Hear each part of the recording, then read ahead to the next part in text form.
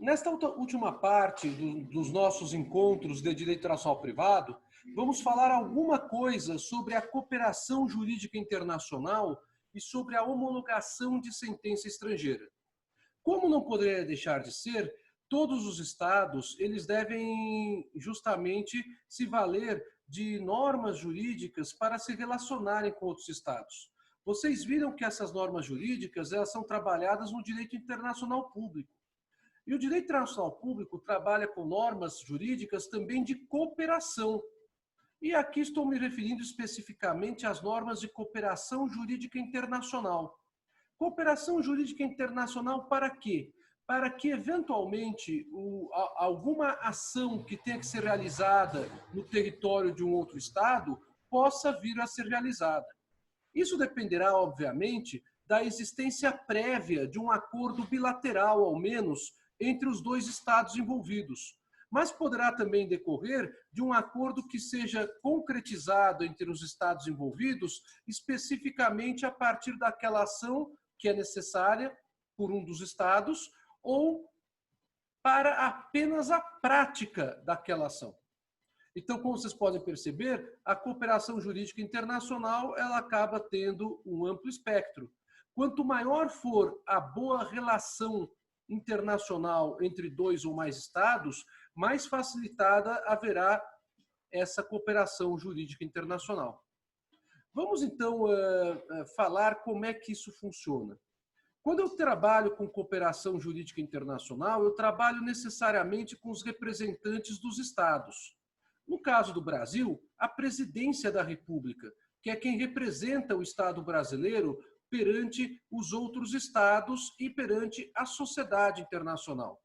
A Presidência da República realiza atos diretamente praticados pelo Presidente da República ou, quando ele não pode fazê-lo, atos diretamente praticados pelo Ministério das Relações Exteriores. E o Ministério das Relações Exteriores se vale do seu corpo diplomático para a promoção desses atos. Então, Itamaraty exerce uma função primordial na chamada cooperação jurídica internacional. Realmente, a cooperação jurídica internacional acaba sendo muito importante.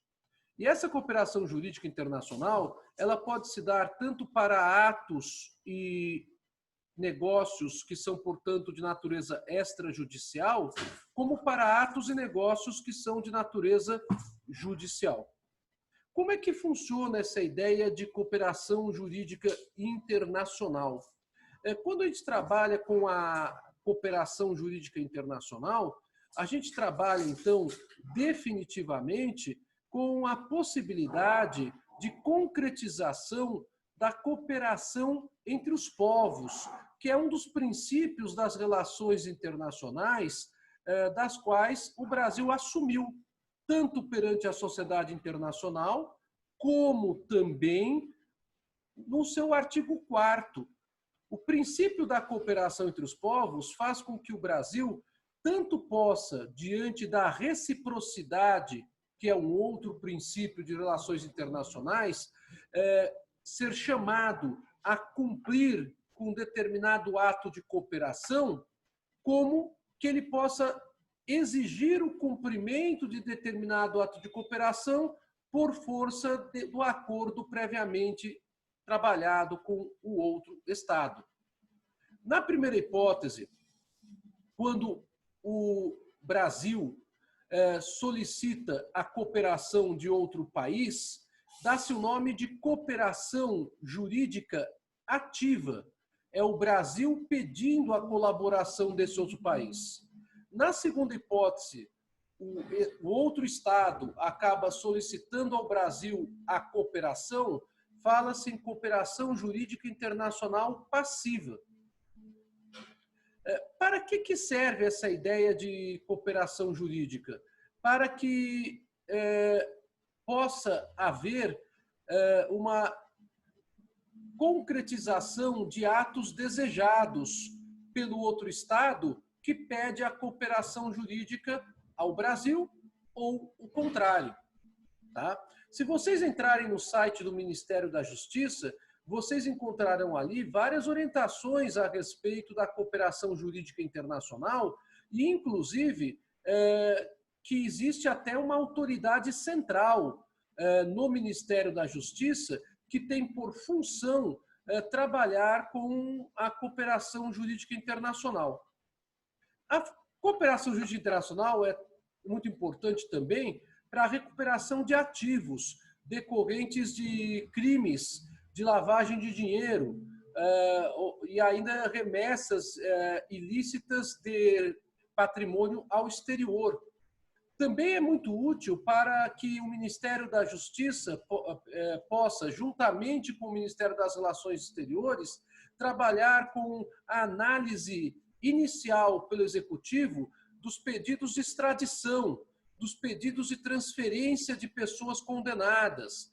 E também é bastante útil para que, eventualmente, se preste, através do Ministério da Justiça ou através do Ministério das Relações Exteriores, informações para que o Supremo Tribunal Federal analise o pedido de extradição ou para que o Superior Tribunal de Justiça analise pedidos referentes à homologação de lei ou de decisão estrangeira em território brasileiro. Como vocês podem perceber, é bastante importante a chamada cooperação jurídica internacional. A cooperação jurídica internacional pode ainda facilitar tanto o cumprimento aqui no Brasil, quanto a obtenção do cumprimento no outro país, das chamadas citações, notificações ou intimações mediante carta rogatória. A oitiva de testemunhas,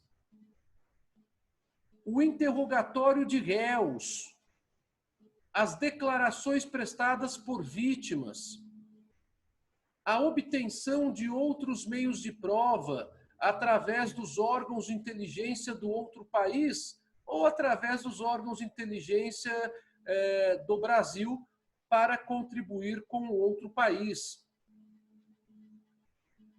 E também medidas de urgência, como bloqueios de bens, bloqueios de recursos existentes em contas bancárias. Isso existiu muito em processos da Lava Jato, em processos do Mensalão, com relação a contas localizadas fora do território brasileiro. Então, é bastante importante a existência desse mecanismo da cooperação jurídica internacional. E a cooperação jurídica internacional terá o seu alcance delimitado pelo acordo que o Brasil mantiver com outro país. Há casos, então, infelizmente, em que não há uma cooperação jurídica internacional, e tudo isso que eu estou falando para vocês fica mais difícil ainda do que quando há cooperação jurídica. Certamente você já ouviu falar que, por exemplo, para o cumprimento de cartas rogatórias, existe uma demora muito grande. Carta rogatória é, na verdade, um instrumento pelo qual o juiz de um país pede ao judiciário do outro país que proceda à citação ou intimação de alguém que se encontra domiciliado no outro país.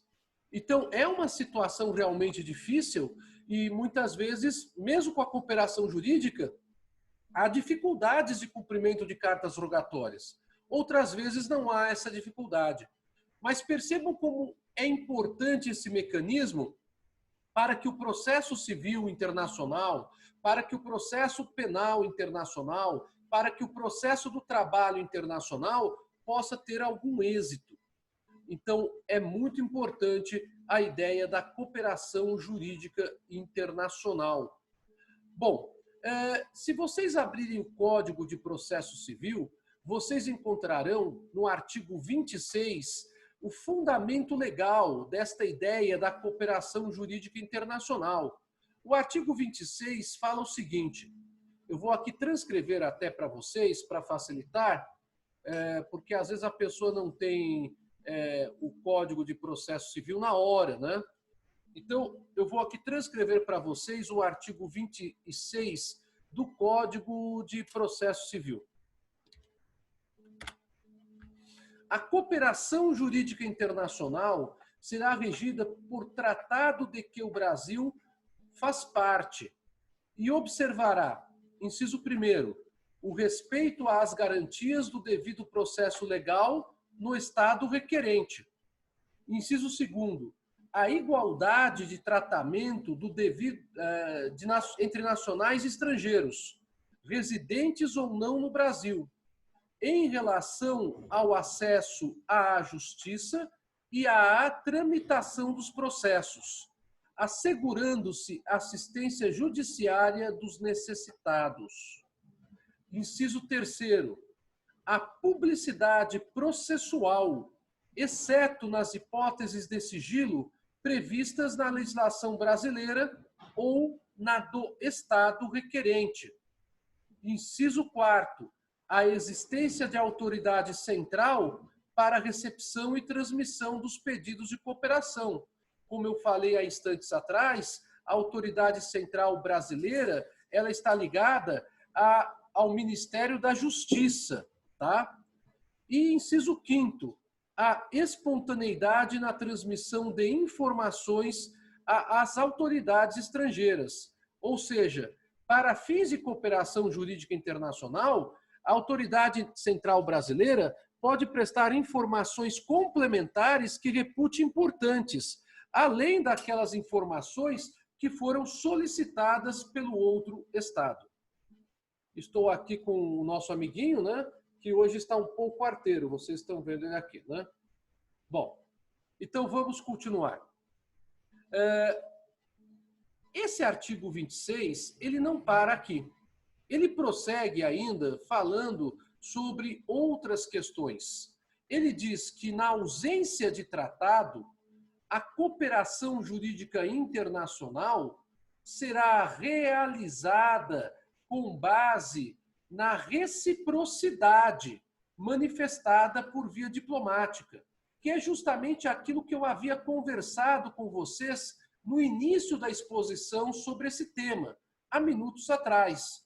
Então, a cooperação internacional, ela poderá ser fixada mesmo se não houver um tratado anterior, valendo-se, então, o Brasil e o outro país do princípio da reciprocidade no tratamento internacional.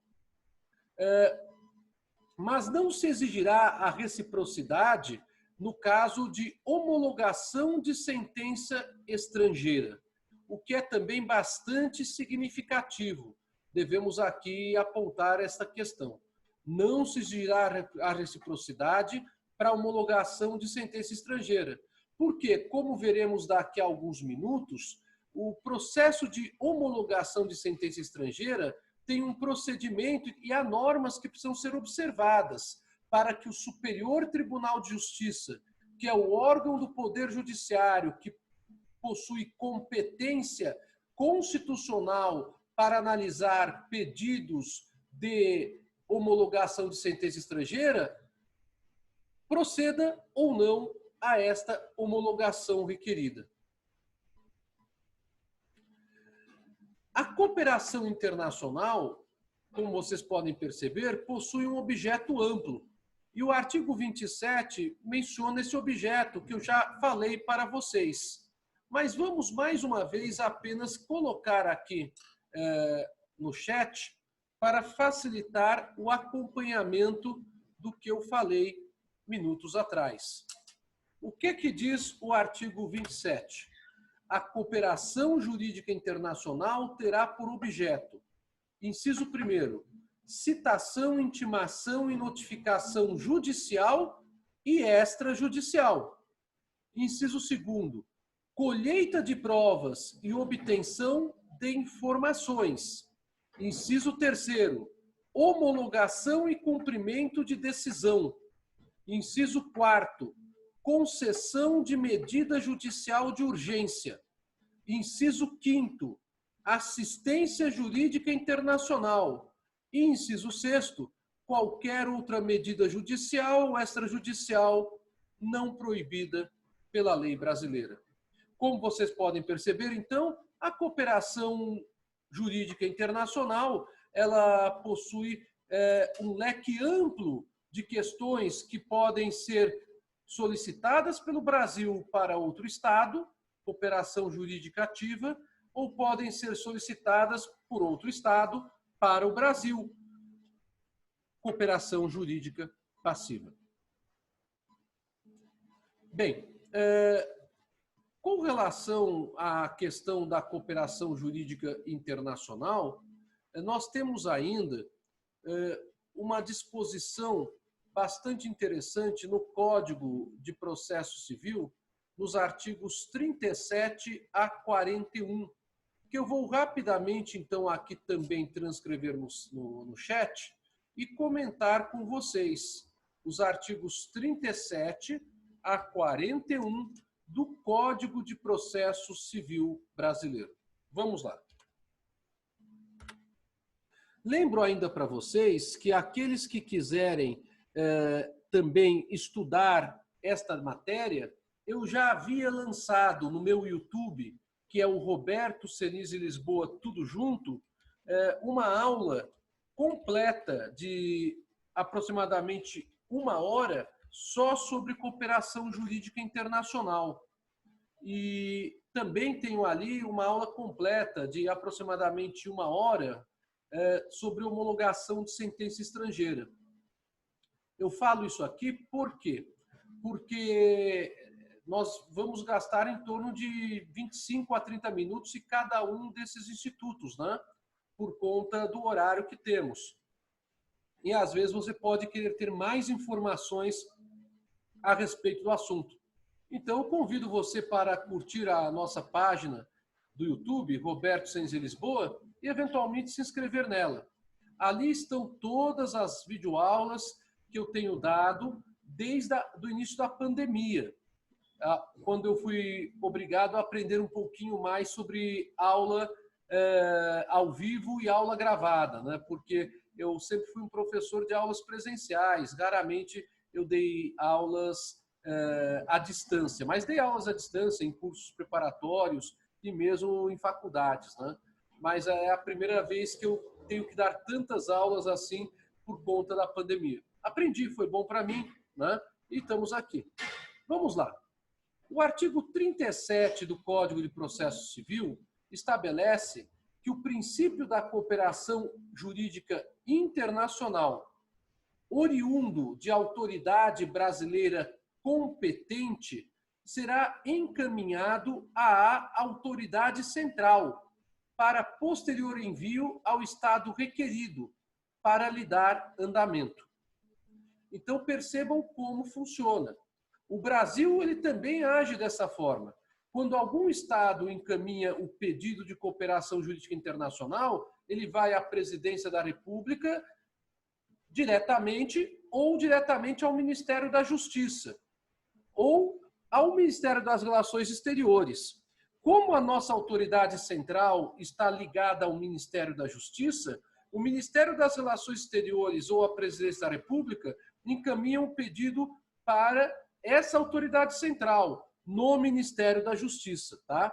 O que diz o artigo 37? Se o Brasil receber, então, ou melhor, encaminhar esse pedido ele será encaminhado à autoridade central para posterior envio ao Estado requerido para lhe dar andamento.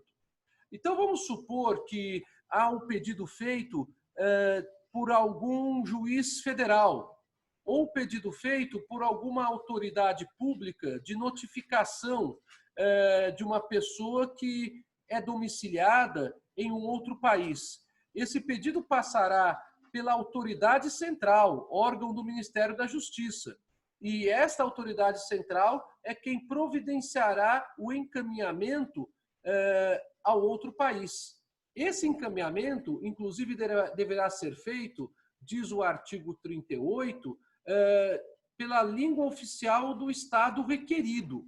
Então, se, por exemplo, há um pedido de cooperação jurídica internacional para a Itália, o pedido é feito em português, mas ele terá que ser traduzido pela autoridade central para o italiano. E o pedido, então, será encaminhado com o original em português e com a tradução avalizada pela autoridade central do Ministério da Justiça para que a Itália possa apreciar esse pedido e cumpri-lo nos termos da cooperação jurídica internacional Brasil-Itália.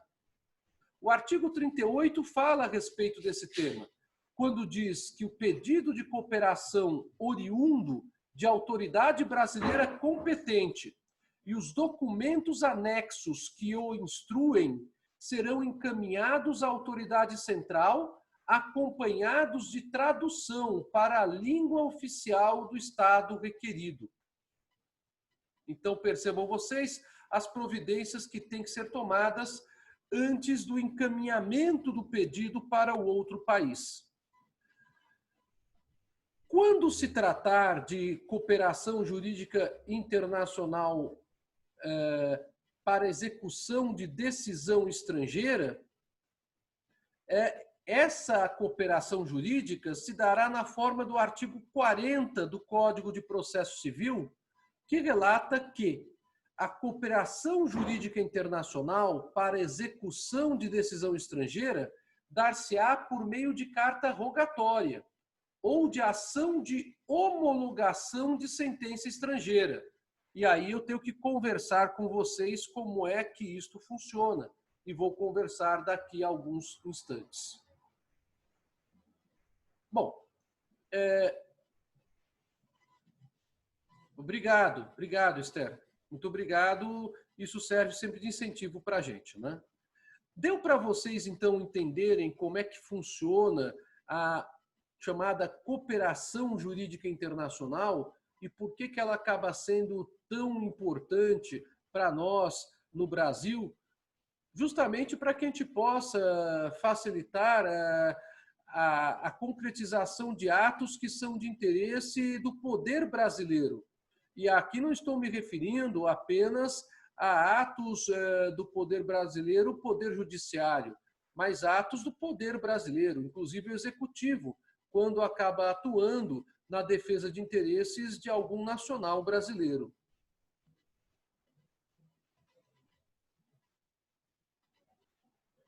Com relação à carta rogatória, eu queria fazer apenas um adendo antes de entrar na homologação de sentença estrangeira.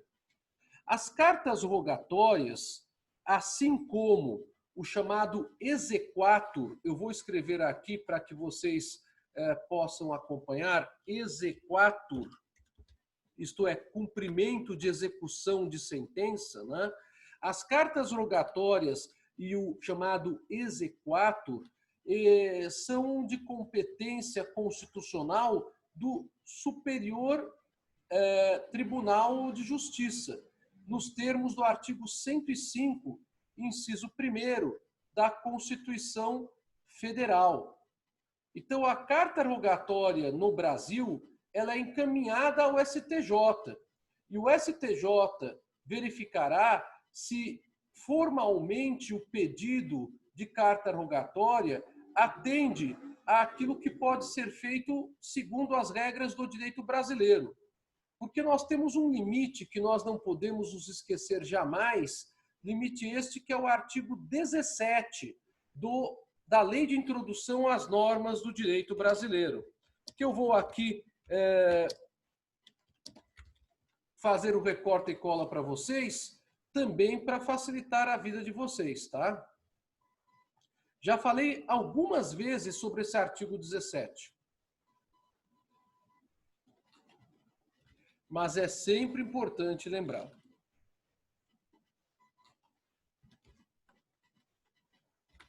O artigo 17 da Lei de Introdução às Normas do Direito Brasileiro estabelece que as leis, atos e sentenças de outro país, bem como quaisquer declarações de vontade, não terão eficácia no Brasil quando ofenderem a soberania nacional, a ordem pública e os bons costumes.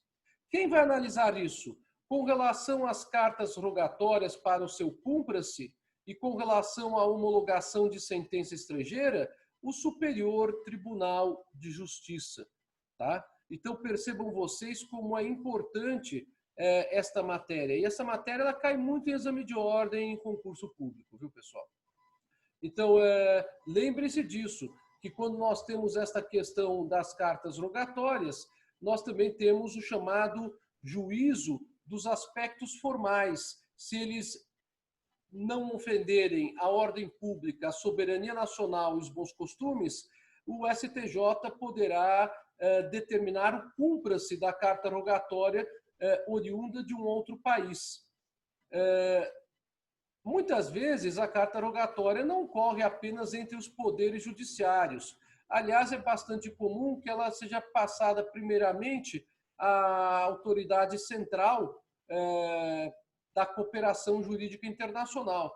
Mas ela chegará, obviamente, ao STJ para que o STJ verifique se os aspectos formais dela estão presentes e aí determine o cumpra-se. Já na homologação de sentença estrangeira, nós temos a mesma questão. Percebam vocês, o STJ, com relação às cartas rogatórias e o exequatur delas, com relação à homologação de sentença estrangeira, e mesmo o Supremo Tribunal Federal, com relação aos pedidos de extradição, eles fazem uma análise muito mais dos aspectos formais do que do aspecto material. É difícil nós termos uma situação como aquela que envolveu o Cesare Battisti, quanto ao pedido de extradição feito pelo governo italiano, porque o Cesare Battisti havia pedido o asilo territorial ao Brasil e havia obtido. E depois o governo italiano disse que não haveria crime, não era crime político, eles não eram perseguido político, mas ele estava sendo julgado por um crime comum. Mas como o governo italiano não apresentou provas suficientes disso, a autoridade central, na época do governo Lula, e a própria presidência da República, se manifestou contrariamente à extradição. E o Supremo Tribunal Federal, analisando a questão sob o ponto de vista estritamente jurídico, manteve a não extradição no primeiro momento, entendendo que não havia provas suficientemente demonstradas. Mas depois o governo italiano aditou o pedido, trazendo outras provas para demonstrar que o crime não era de natureza política, mas seria crime comum. E a autoridade central do Ministério da Justiça, à época do governo, ou final do governo Dilma, ou o início do governo Temer, acabou concordando que o governo italiano havia preenchido os pressupostos legais. E aí o Supremo Tribunal Federal autorizou a extradição, que foi determinada finalmente pelo presidente Jair Bolsonaro, que já havia assumido a presidência da República. Então percebam vocês que todas essas situações elas podem ser mais complexas, mas que o Supremo e o STJ normalmente eles simplesmente analisam os aspectos formais para, dentro das suas competências devidas, o Supremo quanto a pedidos de extradição, o STJ quanto a cartas rogatórias e homologação de sentença estrangeira, definirem se formalmente aqueles pedidos não ofendem a ordem pública, a soberania nacional ou os bons costumes do Brasil. Artigo 17 da Lei de Introdução às Normas do Direito Brasileiro. Como o STJ tem por atribuição analisar o aspecto formal e não necessariamente o conteúdo, o STJ, então, ele trabalha com aquilo que se chama juízo de delibação. Juízo de delibação. Ele analisa se está sendo observado aquilo que é minimamente exigido pela nossa legislação para que aquele ato possa ser realizado. Percebam vocês que quando nós temos a necessidade da decisão judicial, nós temos então um ato complexo, de natureza complexa, para fins de cooperação jurídica internacional. Não será apenas a autoridade central do Ministério da Justiça que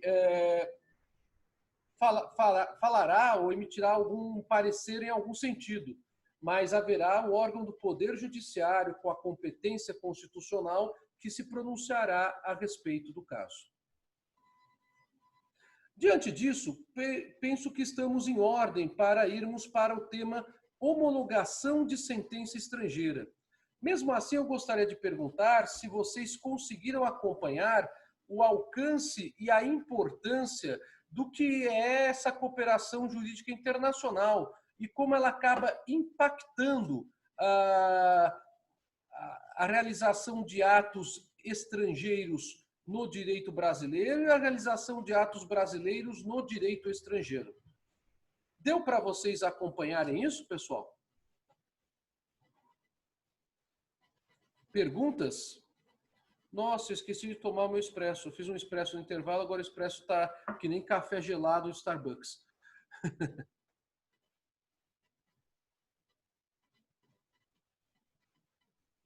Aí não, né, professor? Aí não dá, Bruna? Porque no Starbucks pelo menos tem aquela graça, né? Eles botam aqueles cremes, aquelas coisas lá, o sorvete, sei lá. Está tudo ok, Amanda? Ótimo, ótimo. Bom, então vamos lá. Expresso gelado em casa realmente não dá muito certo. Então vamos lá. Então vamos para a homologação da sentença estrangeira. Bom, o processo de homologação de sentença estrangeira também tem um nome de registro no STJ, que é sentença estrangeira contestada.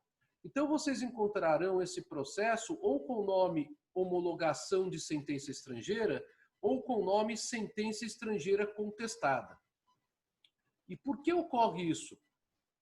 Porque muitas vezes eu tenho a possibilidade de uma das partes acabar contestando o cumprimento daquela sentença de procedência estrangeira no território brasileiro.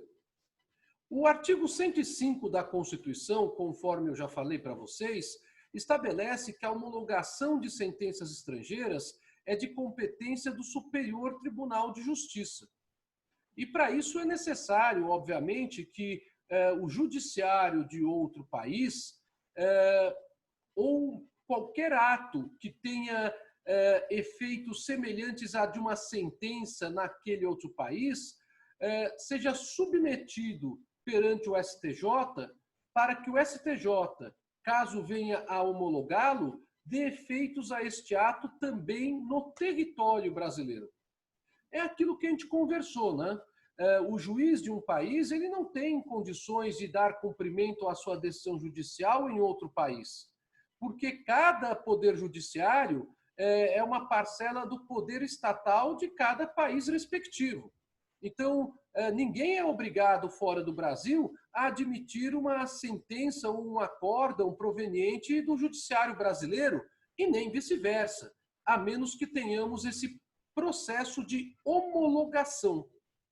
A homologação, no entanto, ela pode sofrer impugnação ou contestação, como eu já vou falar com vocês. O procedimento de homologação ele é fixado não apenas pela Constituição Federal, que fala que o Superior Tribunal de Justiça é quem analisará o pedido de homologação. Mas esse procedimento ele existe no próprio regimento interno do Superior Tribunal de Justiça. Além do regimento interno do Superior Tribunal de Justiça, nós temos um artigo no Código de Processo Civil que trabalha com esta matéria. E o artigo que trabalha com esta matéria, aliás, os artigos, são os artigos 960 a 965. Vou anotar aqui para vocês, artigos 960 a 965 do Código de Processo Civil. Esses artigos trabalham justamente com a homologação de sentença estrangeira e também com a chamada carta rogatória. E o artigo 963 estabelece alguns requisitos que são indispensáveis para que se considere possível a homologação de sentença estrangeira. Vejam quais são os requisitos essenciais ou indispensáveis. O que quer dizer isso? Faltando apenas um deles, não haverá como o Superior Tribunal de Justiça proceder à homologação da sentença estrangeira. Pois bem, o artigo 960 fala: constituem requisitos indispensáveis à homologação da decisão. Aliás, 963, né? 1. Ser proferida por autoridade competente. 2. Ser precedida de citação regular ainda que verificada a revelia. 3. Ser eficaz no país em que foi proferida. Isso é muito importante. Não dá para se pedir uma homologação de sentença estrangeira que não tem ainda efetividade no país de origem. 4. Não ofender a coisa julgada brasileira. Vocês certamente estão lembrados daquela regra de litispendência que eu falei com vocês do artigo 24 do Código de Processo Civil, quando discutimos a questão do processo civil internacional, ao dizermos que as ações existentes no Brasil as ações existentes no exterior não induzem litispendência à ação brasileira. É claro, se eu tiver, no entanto, a coisa julgada, aí eu vou ter a coisa julgada a ser utilizada. Mas se eu tiver coisa julgada no Brasil, eu não posso ter uma homologação de sentença estrangeira que ofenda a coisa julgada brasileira.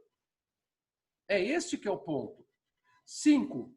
Estar acompanhada de tradução oficial, salvo disposição que a dispense prevista em tratado internacional, do qual o Brasil é parte junto com o Estado da onde proveio a decisão judicial. E 6º, não conter manifesta ofensa à ordem pública. Vejam aqui mais uma vez a relação com o artigo 17 da Lei de Introdução às Normas do Direito Brasileiro, que comentamos minutos atrás.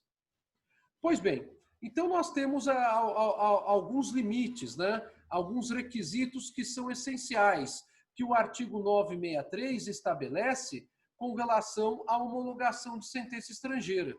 E o artigo 964 traz aquela regra que eu já discuti com vocês. E esta regra também serve para cartas rogatórias. Esta regra eu discuti com vocês tanto durante as aulas de processo civil internacional, como durante as aulas de elementos de conexão de direito material. É a regra do artigo 964 do Código de Processo Civil, que diz o seguinte: não será homologada a decisão estrangeira na hipótese de competência exclusiva da autoridade judiciária brasileira. Certamente vocês se lembram, eu dei alguns exemplos dessa situação. Então, o juiz italiano, ele não pode ter homologada a sentença dele proferida sobre partilha de bem imóvel situado no Brasil, porque essa partilha é de competência exclusiva do juiz brasileiro. O que poderá haver, no entanto, é a homologação da parte atinente à partilha de imóveis situados na Itália. Isso sim, isso poderá existir. Então, percebam vocês que nós temos vários limites que devem ser observados. E o 964 é justamente o fundamento legal do que eu tenho reiteradamente falado para vocês sobre a questão de vedações para homologação de sentença estrangeira. Bom, há alguma pergunta até aqui? Lembrando apenas que esta ideia também se aplica a uma eventual execução ou exequatur, o cumpra-se, de uma carta rogatória. Porque não havendo nenhuma dúvida, eu vou falar então do procedimento de homologação de sentença estrangeira, que é um procedimento realmente muito importante, bastante interessante.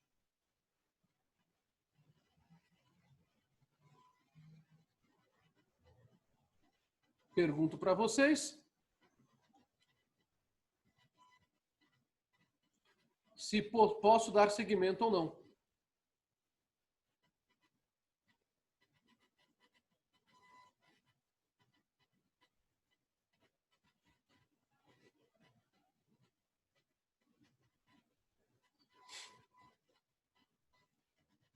Posso, Karen? Ok. Esther, ok. Tudo bem. Então não há perguntas, né? Então vamos lá. Bom, vamos então verificar o que é que diz o regimento interno do STJ para que vocês possam entender como funciona esse procedimento, tá? o STJ, como todo tribunal, possui regimento interno. Todos os tribunais possuem um regimento interno que estabelece uma complementação à legislação vigente a respeito do trâmite de processos e de procedimentos dentro do tribunal. Porque o tribunal normalmente tem uma estrutura descentralizada. Ele não tem apenas a presidência e as câmaras ou turmas, mas ele tem também competências dentro de cada órgão no tribunal. Por exemplo, se vocês pegarem o STJ, vocês encontrarão algumas turmas que têm competência para matéria de direito público. Se não me falha a memória, são a primeira e segunda turma. Para a matéria de direito privado, a terceira e a quarta turma. E para a matéria de direito criminal, a quinta e a sexta turma. Se não estou enganado, é essa que é a divisão de competência do STJ. Então, as turmas, no caso do STJ, elas são compostas pelos ministros. E então, o regimento interno trabalha com esta ideia daquilo que é de competência das turmas e daquilo que é de competência do órgão pleno, que é o plenário. Antes do plenário, nós temos a primeira sessão e a segunda sessão do STJ. Então, cada tribunal tem no seu regimento as próprias delineações de como funciona a competência interna dentro do tribunal e como funcionam procedimentos internos dentro do tribunal. E é por isso que nós temos, nesse regimento interno do STJ, algumas normas muito importantes para serem colocadas. Vamos lá. O artigo 216-A estabelece que é de atribuição do presidente do tribunal homologar decisão estrangeira, ressalvado o disposto no artigo 216-K. Indo para o artigo 216-K, eu vou aqui passar para vocês qual que é esta ressalva. Então, a quem que compete a homologação de sentença estrangeira? Para se facilitar o próprio procedimento, ao presidente do STJ. Mas vejam o que diz o 216-K. Contestado o pedido, o processo será distribuído para julgamento pela Corte Especial. Pronto, aí já mudou tudo. O que acontece então? O presidente do STJ recebe o pedido de homologação de sentença estrangeira e ele determina a cientificação da parte interessada de que há aquele pedido para fins de homologação. A parte interessada poderá contestar o pedido ou não. Contestado o pedido, o processo será distribuído para julgamento pela Corte Especial, cabendo a um relator, que é designado para tanto, né? Os demais atos relativos ao andamento e à instrução do processo. O relator poderá decidir monocraticamente nas hipóteses em que já houver jurisprudência consolidada da Corte Especial a respeito do tema. Então, questões que já são frequentes, que já foram reiteradas em julgamento pela Corte Especial, não haverá necessidade do relator encaminhá-las para que a Corte Especial faça julgamento. Ele próprio poderá decidir monocraticamente a este respeito. Vejam só como é bastante interessante este procedimento. Quando houver contestação do pedido, haverá, antes do relator encaminhar os autos para a Corte Especial, ou ainda antes dele proferir a decisão monocrática, se ela for possível, porque já há jurisprudência da Corte Especial sobre aquele tema, os autos serão encaminhados ao Ministério Público.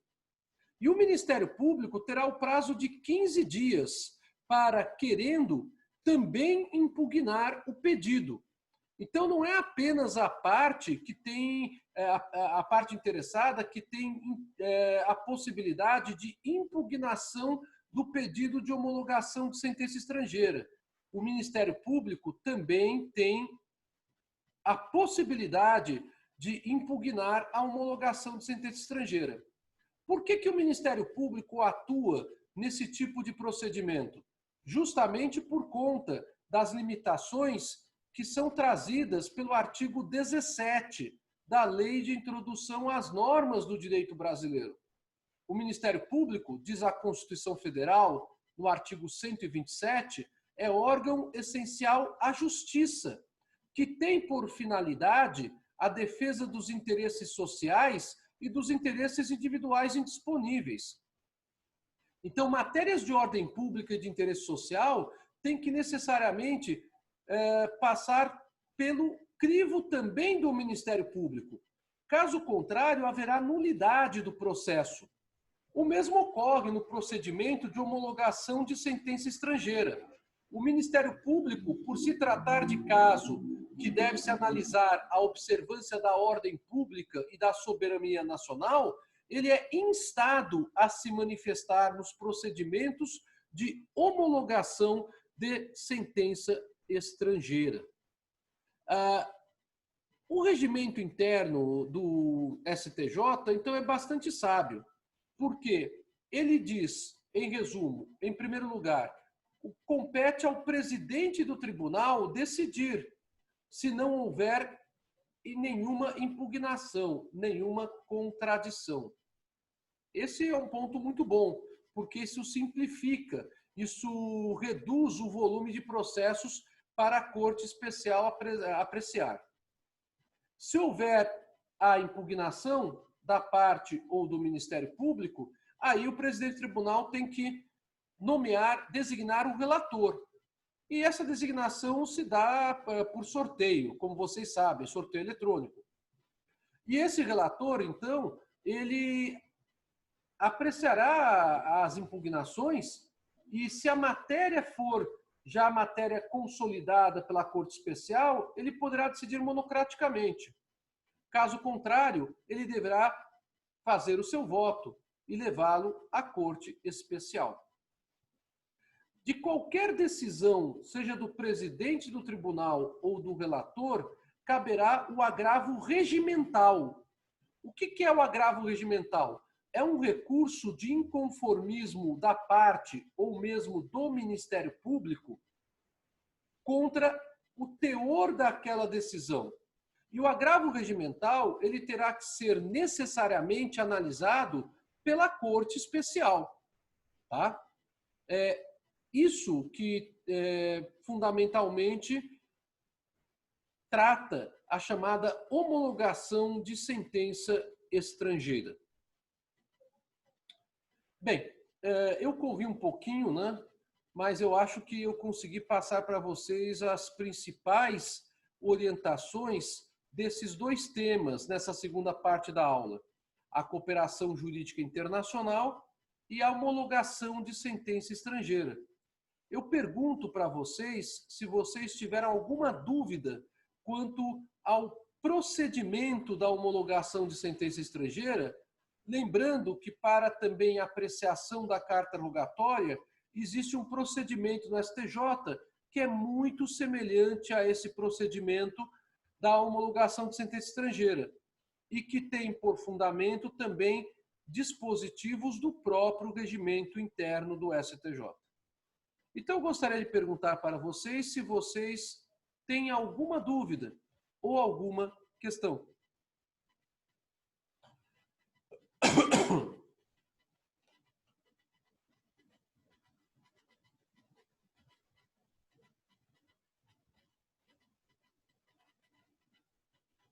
Tranquilo. Vocês percebem, então, como a matéria acaba sendo toda ligada, agora que vocês têm uma visão geral da matéria, tudo aquilo que diz respeito à soberania nacional, à ordem pública, é respeitado. Então, para que uma lei, para que um ato ou para que uma decisão judicial do exterior tenha efeitos no território brasileiro, é necessário, é imprescindível que ocorra a apreciação pelo chamado juízo delibatório, aonde se apreciará a questão formal. Percebam vocês que o STJ, então, não entrará no mérito da questão, a menos que eu tenha os limites do artigo 17 da Lei de Introdução às Normas do Direito Brasileiro. Então, gente, eu quero muitíssimo agradecer pela oportunidade que vocês me deram de estar com vocês nesse semestre. Eu espero que tenha sido proveitoso o estudo que vocês tiveram comigo de Direito Internacional Público e de Direito Internacional Privado. Com o professor Gabriel, que tenha sido proveitoso para vocês o estudo dos direitos humanos, que são justamente as grandes temáticas dessa unidade das relações jurídicas internacionais. Eu agradeço muito a atenção de vocês, os elogios, tá? E estou às ordens para vocês, o que vocês precisarem, tá bom? Eu vou terminar a gravação, então, e atender que há um ou dois pedidos aqui para conversar comigo agora no final da aula para tirar alguma dúvida. Gente, muito obrigado pela atenção de vocês, obrigado pelos elogios e até então uma próxima oportunidade. Fiquem com Deus. Deus abençoe a você, a sua família, Deus abençoe a mim, a minha família e Deus nos livre de todo perigo e de todo mal e que nos dê um bom descanso. Tchau, até a próxima.